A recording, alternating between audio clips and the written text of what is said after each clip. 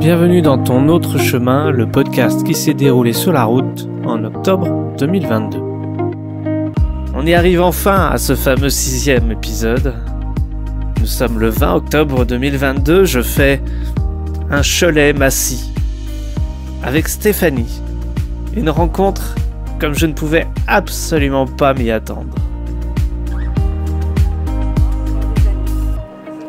Et donc, faire la surprise à mon copain. Il est pas au courant que je viens le voir.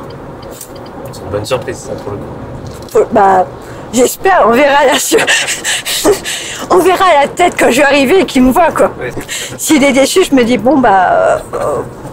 c'est qu'il a un problème. Parce que vous ne me voyez pas souvent. Ce mois-ci, tous les week-ends. Ok. Et le mois d'après, non, on se verra peut-être pas autant quand même. Juste pour l'instant, c'est au début, donc prudence et de mise. J'ai connu des beaux parleurs, dont récemment une relation qui s'est finie avec un pervers narcissique qui m'a trompée et que c'était moi la menteuse et c'était moi qui le trompais. Donc du coup, bizarrement, cette relation imprévue, on va savourer l'instant présent et on verra les mois qui vont venir. Il me ramasse après un pot cassé. Il m'a complètement connue aussi dans d'autres situations complètement différentes parce que je ne suis pas du tout dans les filles style très classiques. Depuis là, il me ressort après 3 ans de BDSM. Et quand on côtoie le milieu BDSM, on côtoie le milieu libertin automatiquement quand on fait des prestations dans les clubs. Il ne me voyait pas du tout dans le côté extrême du BDSM parce que moi j'étais dans le côté esclave et la soumise, esclave n'a aucun droit. Mais en général, je choque les gens parce que les gens ne me voient pas. Alors il y en a qui ne connaissent pas, du coup ça les choque. Et c'est plus de l'étonnement où ça sort d'où ce truc. Et il y a ceux qui connaissent ce milieu et qui ne me voyaient pas du tout comme ça. Les gens font une très mauvaise amalgame, c'est-à-dire BDSM sexe, alors que c'est 2 choses complètement différentes. Le BDSM, en fait, à la base, c'est les pratiques pas sexuelles. Ça va travailler sur les limites d'endurance, de psychologique, et de ce qui va pouvoir te faire grandir aussi sur te confronter à tes propres peurs. Puisque du coup, tu es obligé de lâcher prise, et pour le lâcher prise, il faut faire confiance à l'autre. Il n'y a pas un seul BDSM qui va être pareil. Tout dépendra des pratiquants et des pratiquantes. BDSM, c'est une ablation de plusieurs choses. Puisque c'est bondage, domination, sadomaso et masochiste. Donc du coup, c'est vraiment un seul abrégé pour tellement de choses que tu peux passer à une simple fessée pour jouer à prendre des coups de fouet. Il y a d'un extrême à un autre. Tu as une chance sur 10 000 que tu tombes sur un ou une personne qui pratique vraiment dans le respect du BDSM. Et on ne parle pas de règles, on parle de respect du BDSM. Il y a trop de gens qui se disent « je suis un maître » ou « je suis une maîtresse », alors qu'ils oublient qu'en face, d'abord, tu as une personne et il faut apprendre à se connaître. En gros, le BDSM, c'est consentement, consensualité et surtout consentement. C'est consentement pour tout et pour n'importe quoi. Ça veut dire consentement aussi pour parler à l'autre. Tu poses la question et tu vois si tu as une réaction. S'il n'y a pas de réaction, tu ne réagis pas et tu fais ton petit chemin. Et beaucoup de gens, et encore en 2022, ne connaissent pas la définition du consentement. Et c'est encore pire quand tu es soumise, parce que tu es une femme. Le consentement, il l'oublie complètement les gens. Non mais si tu es soumise, c'est que tu oublies. Non. Non, au contraire. La plupart des femmes soumises, hommes soumises, sont des putains de caractères de merde. Ils sont dociles quand ils ont envie d'être dociles avec une personne. Ma rencontre avec le milieu a été très particulière. Il y a 5 ans, j'ai eu une rupture. Je me suis remise sur Badoo dans l'idée de je vais reparler avec les gens. Et aussi, au bout de 5 ans de relation, je me suis dit, je suis pas sûre de plaire encore à quelqu'un. Et donc, c'était l'optique de, je vais parler avec des gens. Je ne veux pas rencontrer les gens. Je veux parler avec des gens. Et je suis tombée sur un profil qui était, en gros, il disait, DOM, éducation anglo-franco. Et je me suis dit, mais c'est quoi ça? Et du coup, je lui ai écrit. Et il m'a fait, pourquoi tu m'écris? Je fais, parce que j'ai écrit là. En gros, je te pose des questions, je ne sais pas c'est quoi, je ne sais pas tu sors d'où. Et du coup, tu es intriguant et ça m'intrigue. Et la conversation a duré plus d'1 an avant une vraie rencontre. Un bon dominant ou dominant, quand ils ont toute la tête correctement bien mis en place, ne te dis pas, viens, tu verras, tu apprendras sur le tas. Ça a été 1 an où il a répondu à toutes mes questions. Sa première phrase était, aucune question n'est débile et aucune question ne devrait pas être posée. Et du coup, il a eu à toutes les questions débiles. Faut être sûr que l'autre personne n'a pas de problème psychologique, être sûr qu'elle est prête psychologique pour éviter les regrets, pour éviter aussi de se mettre dans des problèmes, pour éviter de se mettre en danger, parce qu'en fait, il y a un vrai danger.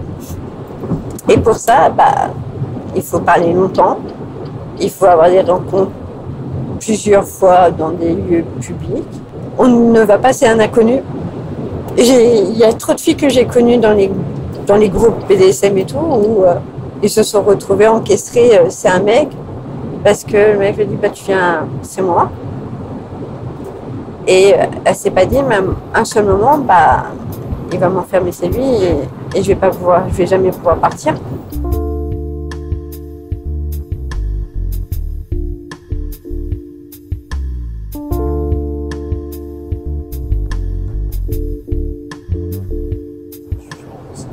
Et je dirais, si chacun pouvait être soi dans son propre couple, parce qu'il y a énormément de gens, et là on parle pas, c'est pas le BDSM, on parle en général, il y a beaucoup de gens qui n'est pas soi avec sa compagne ou son compagnon, mais pourtant avec une autre est complètement soi. C'est ce qui est un peu bête maintenant aujourd'hui à cette société. Et c'est une société maintenant où ça jette, ça va pas, ça va plus, on jette.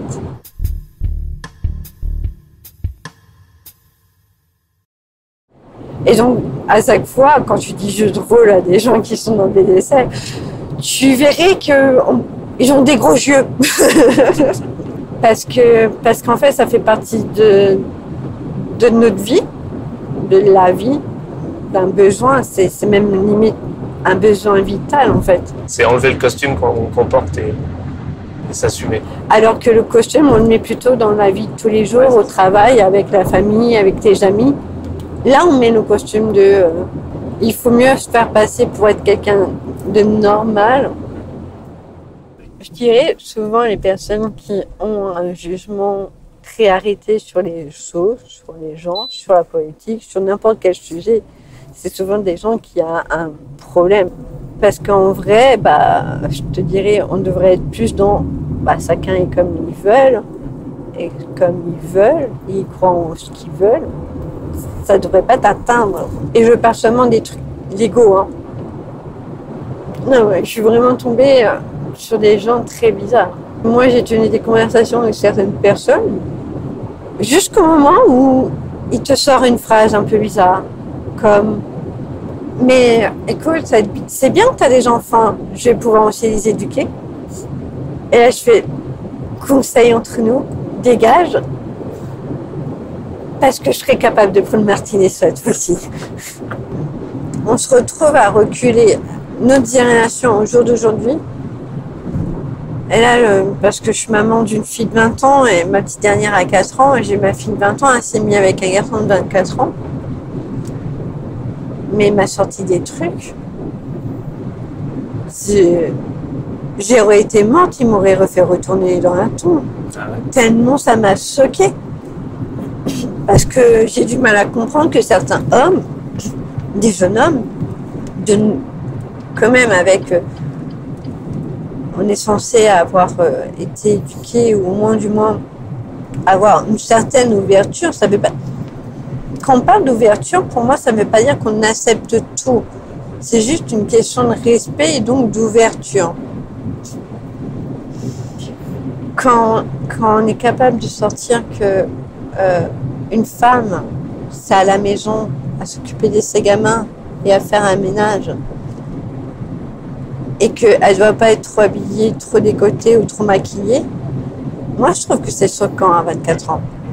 Parce qu'à la base, on est en train de se faire chier à se battre à ce qu'il ne devrait plus avoir ce genre de propos et de problèmes.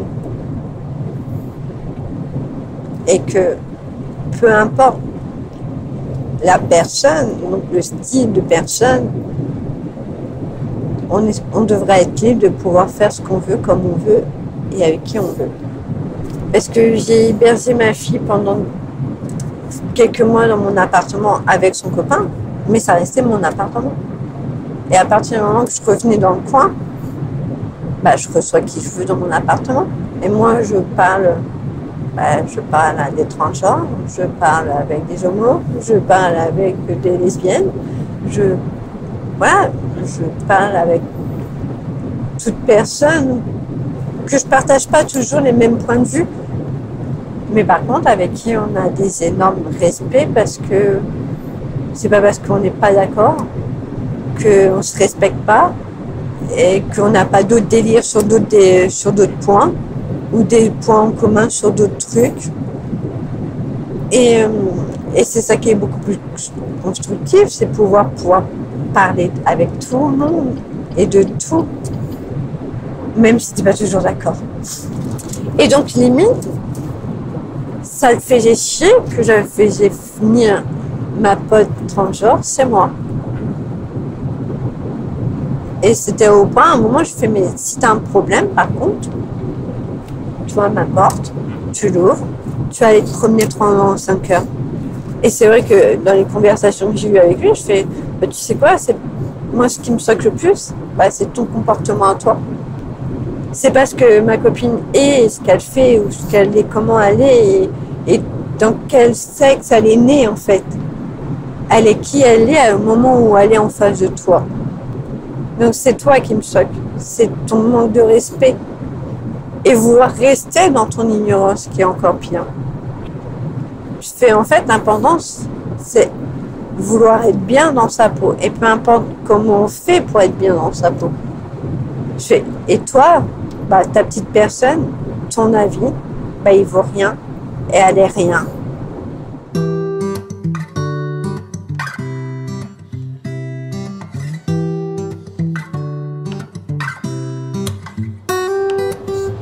Le fait d'avoir une amie transgenre fait que j'ai l'impression que du coup, c'est pas que j'attire, mais du coup, je rencontre plus de personnes transgenres. Et donc, je l'avais reçue chez moi, on avait passé un week-end et on a été faire un club parce qu'on fait des prestations. Donc, des prestations, ça veut dire on montre des parties, des pratiques BDSM dans des clubs libertins. Et donc je rencontrais cette fille parce que je ne connaissais pas. Et en fait, donc je la découvre un week-end. Un mois plus tard, on retourne au club et donc on recroise souvent les mêmes. On rencontre un monsieur. Alors déjà, il me fait, oui, moi je suis dominant. Le regard, je fais, tu pourras jamais être un dominant avec une personne style comme moi. Et là, il me regarde, il me fait, comment ça? Tout simplement, je te bouffe en une seconde. Et là, il a commencé à vouloir parler de cette personne. et il me sort. Ça se voit pas que c'est un homme qui était en transgenre. Quand tu la vois, si on te le dit pas, ni à sa voix, ni à son physique, tu peux deviner que c'est un homme. Moi, je l'ai su parce qu'elle m'en a parlé. Sinon, pour moi, c'était une fille. Et en fait, il commence à dire, oui, je suis même pas sûre, je sais même pas sur quel pied danser, je pourrais me finir avec une bite dans le cul. Et là, je le regarde et on était devant tout le monde. Non. Ça veut dire, il y avait des dominants, il y avait des soumis, j'étais en position d'esclave, je devrais pas ouvrir ma bouche à la base. Je le regarde, je fais, bah, c'est simple. Elle s'est présentée comment? Donc, il me dit son prénom féminin. Je fais, ok. Donc, déjà, elle se présente en fille, donc c'est une fille. Je fais, je te permets pas de dire autre chose. Et de deux, tu t'es demandé vraiment si elle était intéressée par toi ou pas avant d'imaginer que tu l'aurais peut-être dans le cul. Je travaille en EHPAD. Et c'est horrible de te retrouver devant des gens qui te disent « j'ai peur de mourir ». Alors que tu sais, bah voilà, ils sont en EHPAD. Et s'ils sont déjà en EHPAD, c'est que déjà ils sont dans l'incapacité de pouvoir s'assumer seuls chez eux. Tu as le temps de leur parler? Parce que il paraît que c'est un peu compliqué. C'est pas toujours facile. C'est même plutôt compliqué. Après, moi je travaille en côté UPA, donc c'est encore différent. On est plus sur des malades Parkinson, malades d'Alzheimer, malades mentaux aussi, tout simplement. On a des personnes qui sont dans la démence. Ce qui est vraiment le plus douloureux, c'est pas les personnes qu'on s'occupe et qu'on prend soin d'eux. C'est la famille autour. Parce que du coup, la plupart de la famille ne sont pas prêts. Ils veulent pas. Et ils veulent pas se préparer à ce qu'un jour, ils seront plus là. Et souvent, c'est les parents, et donc c'est très humain de ne pas avoir envie de perdre ses parents. Et ben, c'est beaucoup de regrets parce que du coup, je pense avoir plus de temps pour avoir le temps de dire au revoir, de dire je t'aime, de dire mes regrets ou pas mes regrets, où j'ai pas eu le temps de leur dire adieu. Là où je suis, ça va, il y a une psychologue, donc il y a un suivi, il y a de l'aide. Il y aurait beaucoup plus d'humanité et beaucoup plus de respect. Le monde serait beaucoup plus beau.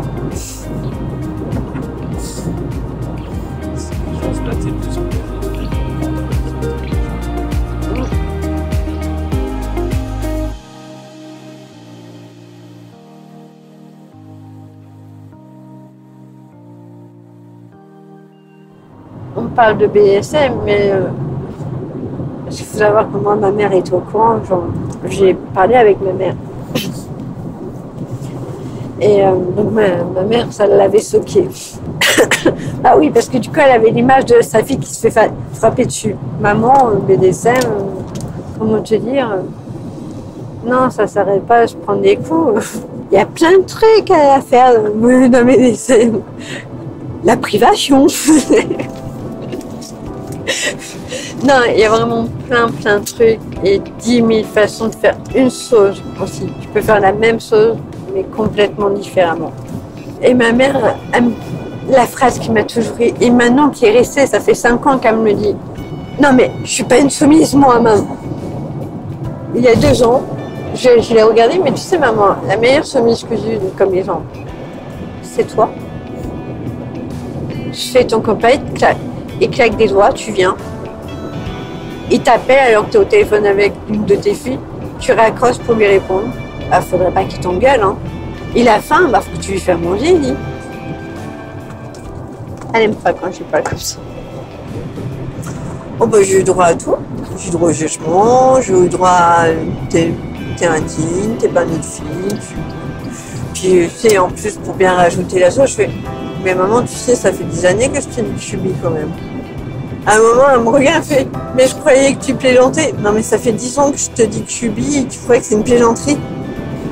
Et encore aujourd'hui, elle me fait, parce que clairement, à un moment, j'ai dit à ma mère, je fais, peut-être qu'un jour, tu me verras avec une femme. Elle me fait, je veux pas.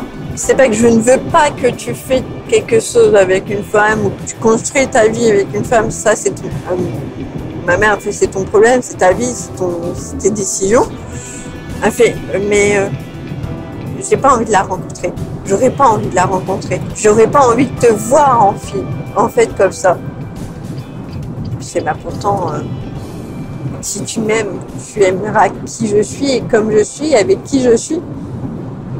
Mais bon, pour l'instant, elle n'est pas prête et puis on n'est pas dans cette situation. Donc, je te dirai au prochain épisode.